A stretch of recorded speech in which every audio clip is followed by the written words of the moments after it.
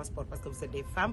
On n'a pas le droit de nous dire vous n'êtes pas les bienvenus dans le secteur du transport parce que vous êtes trop jeunes. On n'a pas le droit de nous dire vous n'êtes pas bienvenus à Saint-Louis parce que vous n'êtes pas de Saint-Louis. Ça, ce sont des discours qu'il faut éradiquer dans ce pays et c'est pour cela que nous avons dénoncé cette situation. Maintenant, nous avons décidé, nous, de continuer à exploiter parce que nous sommes dans la légalité, nous sommes dans notre droit et cela a été confirmé par toutes les autorités de tutelle, que ce soit le ministère des Transports, que ce soit le ministère de l'Intérieur, que nous remercions parce que vraiment lorsqu'ils ont été au courant durant ces 72 heures, ils ont pris toutes les dispositions pour qu'on respecte nos droits et qu'on nous laisse travailler. Nous avons investi, nous avons recruté des jeunes dans ce pays, nous sommes en règle avec notre administration. Ce que nous demandons, c'est que aussi aucun citoyen ne peut faire la loi dans ce pays. La loi appartient à l'État. Il faut aussi que l'État prenne ses responsabilités pour que tous les citoyens qui ont envie de travailler, qui ont investi dans leur pays, soient protégés et soient sécurisés. Ça, c'est un signal fort qui va décourager certains qui voulaient investir et aujourd'hui qui ont peur. Moi, j'avais décidé d'abandonner, mais heureusement que j'ai eu des milliers de soutiens qui m'ont encouragé à continuer à persévérer. Mais c'est très dur. Aujourd'hui, les jeunes avec qui nous travaillons sont des jeunes qui sont qualifiés. Ce sont des assureurs, ce sont des chauffeurs professionnels, ce sont des experts dans leur domaine et qui ont tout abandonné et qui sont investis à fond dans ce projet parce qu'ils y croient. Ils y croient. Le Sénégal ne se fera qu'avec nous-mêmes. Nous avons décidé dans les secteurs dans lesquels nous nous sommes engagés à les moderniser et à apporter une valeur ajoutée comme nous l'avons fait dans le HAC. Nous avons décidé de l'apporter dans le transport. Demain, quand nous serons dans un autre secteur aussi, nous aurons la même démarche.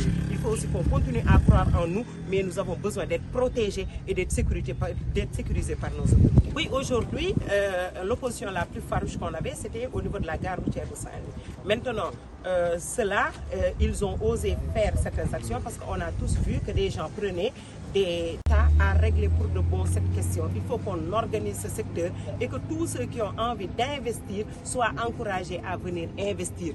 Tous ceux qui ont envie d'accompagner le processus de modernisation du transport puissent le faire. Nous avons pris le risque de le faire parce qu'aujourd'hui, nous mettons en circulation des bus avec 0 km, des bus climatisés, des bus avec Wi-Fi à bord, des bus avec de l'eau fraîche à bord qui roulent avec 19 degrés de température. C'est notre choix. Nous avons décidé de le faire et nous avons décidé de le vendre au prix du marché. C'est ce qui fait peur aux gens. Parce que tout ça pour 6 000 francs, mais c'est notre option. Nous ne travaillons pas pour gagner énormément d'argent. Nous travaillons pour écrire notre nom en lettres d'or dans l'histoire. Nous avons tous été saisis. Donc, oralement, ce qu'ils te disent et après, ce qu'ils font, c'est différent.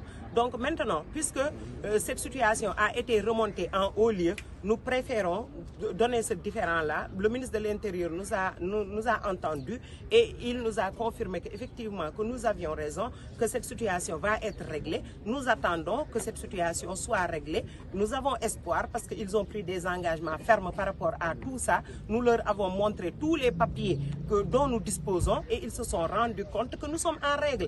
Et aujourd'hui, ils nous ont promis que force restera à la loi et que nous pouvons retravailler tranquillement. Et nous attendons de voir aujourd'hui. Actuellement, nous, dans le projet, à terme, nous voulons aller au moins à 100 emplois parce que le projet a été freiné. Mais nous, dans notre ambition, c'est de couvrir tout le Sénégal. Et nous avons aujourd'hui les moyens de couvrir, Inch'Allah, tout le Sénégal avec un départ tous les jours vers une région bien déterminée. Mais avec ce qui s'est passé, nous avons peur. Est-ce que c'est sûr de continuer à investir dans ces conditions-là? C'est tout ce qui nous préoccupe aujourd'hui. Si on nous laisse travailler, si l'environnement des affaires est assez propice, si aujourd'hui on nous donne les garanties que ceux qui investissent pourront préserver leur investissement, mais nous sommes prêts à continuer parce que nous savons que c'est possible et nous avons les moyens, les ressources humaines et les ressources techniques pour pouvoir y arriver. Aujourd'hui, ce n'est pas un problème pour nous de continuer, mais il faut juste aussi qu'on nous sécurise. Croire en nous, mais nous avons besoin d'être protégés et d'être sécurisés par nos autorités. Vous avez dit que vous êtes combattu par des transporteurs. Vous connaissez ces transporteurs-là? Oui, aujourd'hui, l'opposition la plus farouche qu'on avait, c'était au niveau de la gare routière de Saint-Louis. Maintenant, ceux-là, ils ont osé faire certaines actions parce qu'on a tous vu que des gens prenaient des wargaïdés, des voitures clando pour venir barrer nos bus. Donc moi, je ne peux pas comprendre que des véhicules qui n'ont même pas le droit de circuler puissent venir barrer des véhicules modernes qui ont le droit de circuler. Ça, c'est une hérésie. C'est une hérésie. Il faut que les gens aussi apprennent à investir dans le secteur dans lequel ils sont, ou bien qu'ils respectent les autres, le transport est une activité libérale. tous ceux qui veulent investir peuvent venir investir dans ce secteur-là. Les gens ont peur d'investir parce qu'ils ont peur de certains chauffeurs ou de certains transporteurs. Il faut que cette peur-là, qu'elle arrête. Moi, de toute façon, je dis que nous sommes dans notre droit, nous avons un site qui nous appartient, nous avons un mode d'exploitation qui nous permet de travailler. Maintenant, s'ils veulent qu'on paye les redevances, nous, on n'a pas de problème. Les gares routières appartiennent à l'État. Les règles qui seront fixées dans ces gares routières-là, nous les respecterons. Nous allons vers des assises des États généraux des transports. Nous invitons l'État à régler pour de bon cette question. Il faut qu'on organise ce secteur et que tous ceux qui ont envie d'investir soient encouragés à venir investir. Tous ceux qui ont envie d'accompagner le processus de modernisation du transport puissent le faire. Nous avons pris le risque de le faire parce qu'aujourd'hui, nous mettons en circulation des bus avec 0 km, des bus climatisés, des bus avec Wi-Fi à bord, des bus avec de l'eau fraîche à bord qui roulent avec 19 degrés de température. C'est notre choix. Nous avons décidé de le faire et nous avons décidé de le vendre au prix du marché. C'est ce qui fait peur aux gens.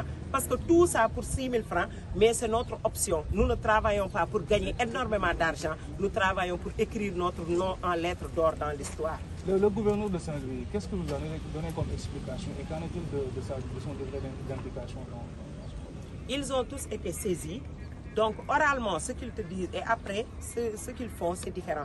Donc, maintenant, puisque cette situation a été remontée en haut lieu, nous préférons donner ce différent-là. Le ministre de l'Intérieur nous a entendus et il nous a confirmé que